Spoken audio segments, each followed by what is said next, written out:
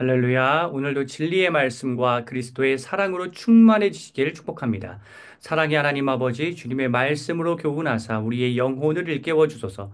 예수님의 이름으로 기도드립니다. 아멘. 빌립보서 1장 1절 하반절의 본문으로 하나님의 말씀을 전하겠습니다. 빌립보에 사는 모든 성도와 또한 감독들과 집사들에게 편지하노니. 아멘. 오늘 본문은 수신자가 나옵니다. 오늘 본문에는 수신자가 나옵니다. 수신자의 나타난 표현에는 교회가 어떠한 모습이어야 하는지에 관한 바울의 생각이 드러납니다. 세세하게 살펴보면서 교훈을 얻겠습니다. 네 가지로 바울의 교회론을 들여다보겠습니다. 첫째, 교회는 천국을 소망합니다. 바울이 초반에 썼던 바울 서신에는 바울이 교회, 그리스어로 에클레시아라는 표현을 씁니다. 데살로니가 전후서, 고린도 전후서, 갈라디아서 이렇게 초기에 쓴 5권에는 교회라는 표현이 나옵니다. 하지만 그 이후에 쓴 바울 서신에는 교회라는 표현이 빠져 있습니다. 왜냐하면 교회라는 단어 에클레시아가 약간 정치적인 개념의 용어이기도 하였기에 이 용어를 계속 쓸 경우 어떠한 정치적인 변화를 꾀한다라고 하는 이 목적 공동체로 오해받을 수 있었기 때문에 바울은 이 에클레시아라고 하는 교회라는 표현을 뺍니다. 특히 로마와 빌립보는 로마색이 짙은 식민지였기 때문에 더 조심하여 쓸 것입니다. 실제로 바울이 쓴 6번째 서신서 로마서부터 교회라는 표현이 나오지 않습니다. 대신 사용한 표현은 성도입니다. 한국어 성경에는 시민이라고도 번역된 이 용어는 헬라어로 폴리튜마입니다.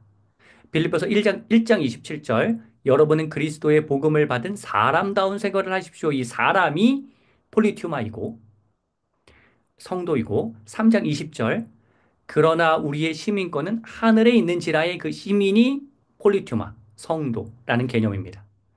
바울이 정치적인 색채를 제거하였듯이 오늘날의 교회 역시 정치적 논의가 주된 논의 주제가 되어서는 안 되고 천국, 즉 하나님 나라에 관해서 주되게 다루어야 합니다.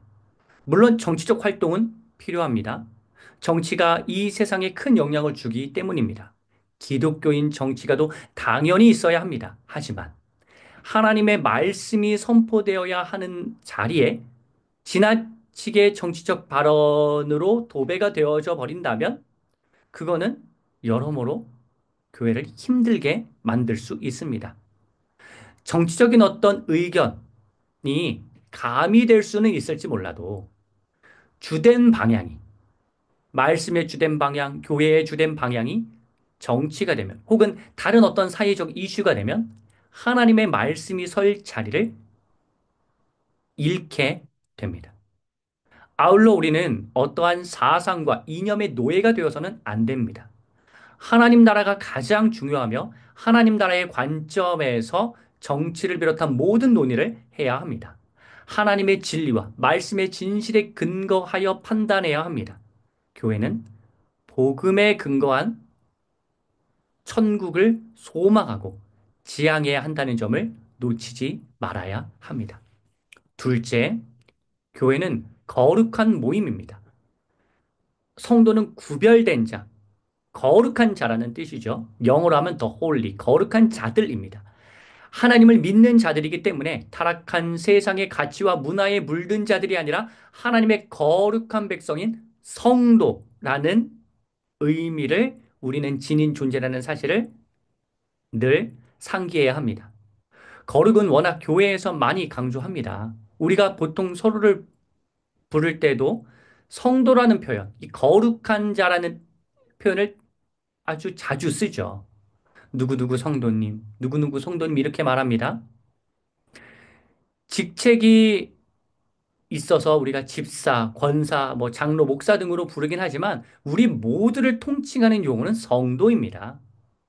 직분을 내가 받지 못해서 나는 성도로 불림을 당한다. 이렇게 뭔가 그런 계급적으로 생각해서 나를 낮춰 불러야 한다. 이런 식의 개념이 아니라 우리 모두가 성도인 것입니다. 저도 마찬가지로 성도인 거죠. 그런데 우리는 이 성도라는 호칭을 들으면서 내가 정말로 그 말을 들을 자격이 있는지를 생각해 보아야 합니다. 단순히 안수집사 직분 못 받았으니 성도로 불리는구나라고 생각할 것이 아니라 정말로 내가 이 성도라는 표현에 걸맞은 거룩하고 구별된 자인지를 늘 자문해 봐야 합니다. 이 성도라는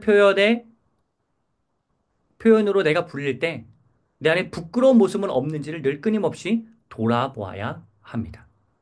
셋째, 교회는 체계적 운영이 필요합니다. 빌립보서에만 등장하는 호칭이 있습니다. 감독, 그리스도로 에피스코포스와 집사, 그리스어 헬라어로 디아코노스입니다. 감독과 집사라는 단어를 보면서 우리는 이러한 오해를 합니다. 아, 빌립보 교회는 감독과 집사가 필요할 정도로 상당히 규모가 큰 교회였구나. 하지만 현실적으로 보면 학자들의 연구에 따르면 빌립보 교회는 가정교회였고 인원은 대략 50명 정도로 보고 있습니다. 소규모였습니다. 따라서 여기서 말하는 감독은 오늘날의 어떤 장로나 목사를 의미하지 않습니다. 나중에 교회가 커지면서 감독이라는 단어가 장로나 목사를 의미하는 단어로 쓰이긴 했으나 이때 당시 빌립보 교회의 상황을 봤을 때 대규모 집단에서 쓰이는 이 장로나 목사 이것을 의미하지 않는다고 보는 게 중론입니다. 집사 역시 초대교회의 일곱 집사처럼 교회의 성도가 너무 많아져 사도들이 목회에 전념하기 위해 교회의 여러 행정과 봉사를 도맡아 했던 집사를 생각해서는 안 됩니다.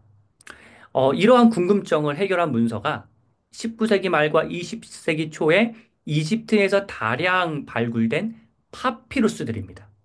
거기에는 당시 실생활에 쓰였던 생생한 자료와 언어가 나오는데 그 문서를 분석하고 연구했을 때 감독은 재정 담당자 정도로 이해하시면 좋습니다. 여러분 그 가룟 유다가 열두 제자 그룹에서 재정을 담당하지 않았습니까? 그러니까 돈을 관리하는 사람이라고는 의미가 이 감독입니다. 집사는 식사 담당자 정도로 이해하시면 좋습니다. 50명 정도가 모이니 함께 먹을 식사를 담당하는 자가 필요했는데 그 역할을 했던 자가 식사 담당자가 바로 집사였습니다.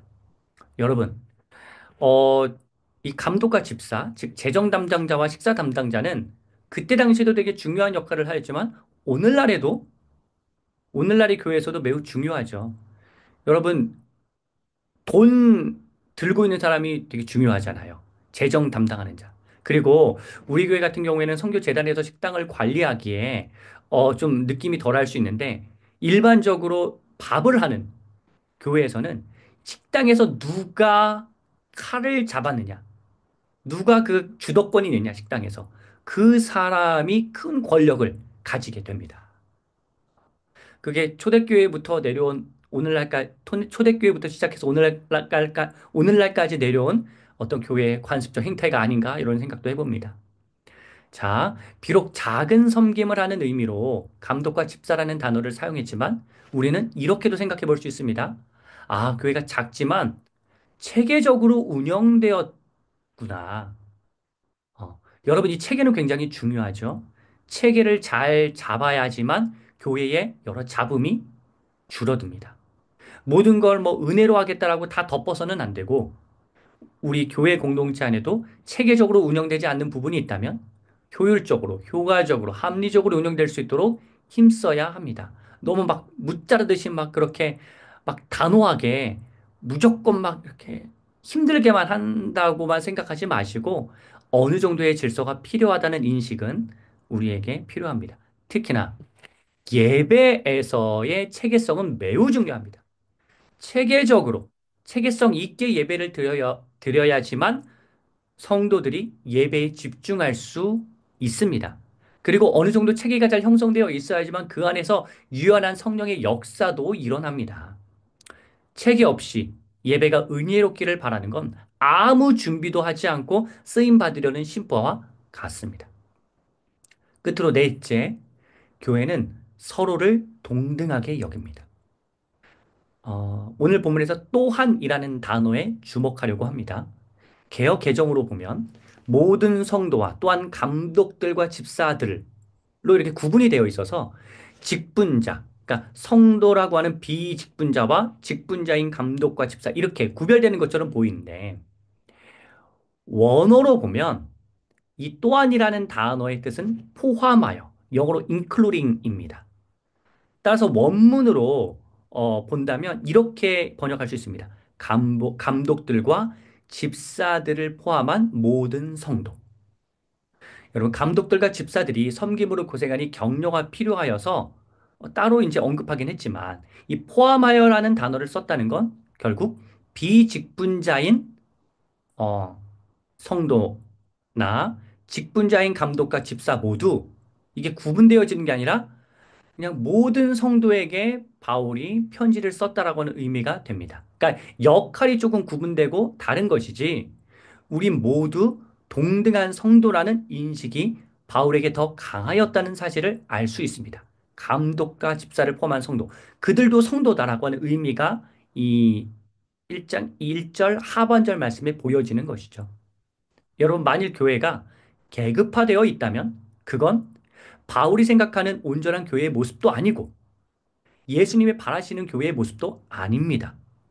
교회의 직책은 계급이 아니라 역할로 인식해야 합니다.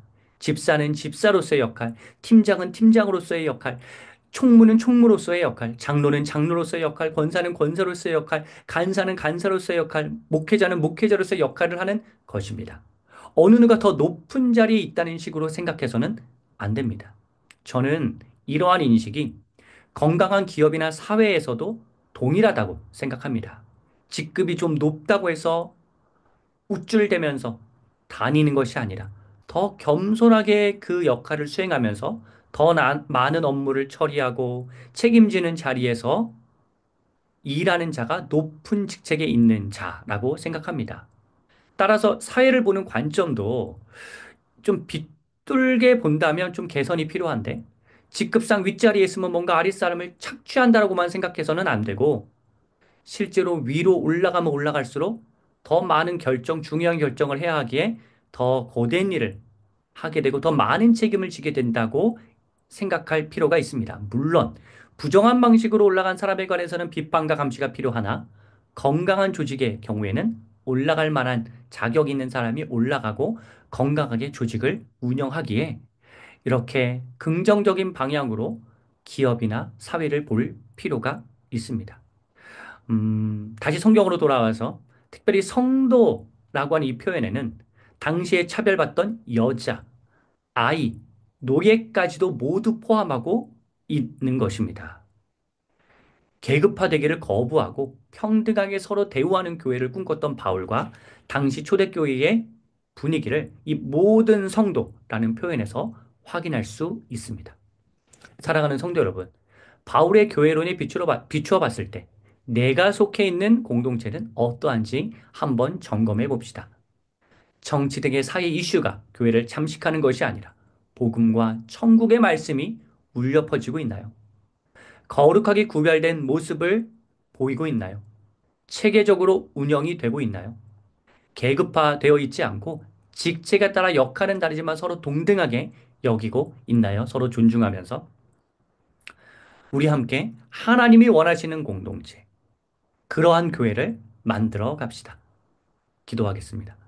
거룩하신 하나님, 하나님이 원하시는